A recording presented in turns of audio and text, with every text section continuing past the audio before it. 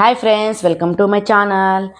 ఈరోజు అయితే lemon rice అయితే చేసుకున్నామండి. ఇప్పుడు ఉడకపెట్టిన రైస్ని అయితే ఈ రైస్ అయితే కంపల్సరీగా చల్లగా అయితే ఉండాలండి. ఎందుకంటే వేడి మీద మన నిమ్మకాయ రసం వేస్తే చేదు వస్తుంది అనమాట. అందుకోసమే మనమైతే రైస్ని అయితే చల్లబరుచుకోవాలి. ఇప్పుడు మనము 4 నిమ్మకాయల రసం తీసుకున్నానండి. నేనైతే ఇట్లా నిమ్మకాయ రసం అయితే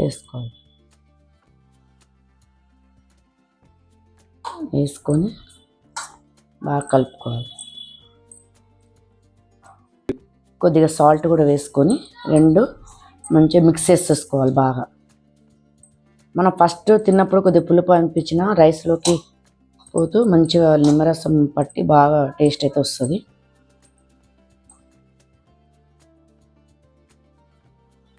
ఇప్పుడు మనం నిమ్మకాయ రసం పోస్తున్నాం. ఇప్పుడు మనం తాలింపు కోసం మనం స్టవ్ మీద బాండి పెట్టుకొని 2 టేబుల్ స్పూన్ల ఆయిల్ వేసుకుందాం.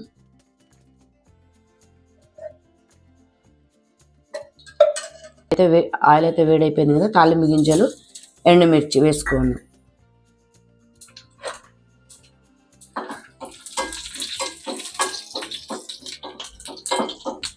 నెక్స్ట్ పల్లీలు వేసుకుందాం,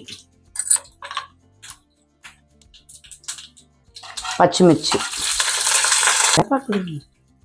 కొద్దిగా కరివేపాకు వేసి బాగా కరివేపాకు వేసుకున్నాము. ఇప్పుడు పచ్చిమిర్చి కొద్దిగా ఫ్రై అయిన తర్వాత కొద్దిగా పసుపు వేసేసుకొని కలిపేసుకోండి.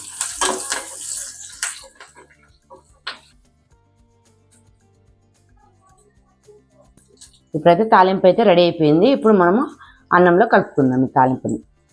ఇప్పుడు ఈ రైస్లోకి అయితే మనం మొత్తం వేసుకొని కలిపేద్దాం.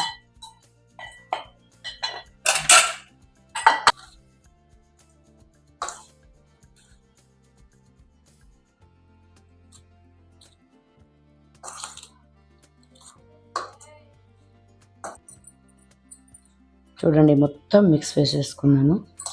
మనకైతే పులిహోర అయితే రెడీ అయిపోయింది.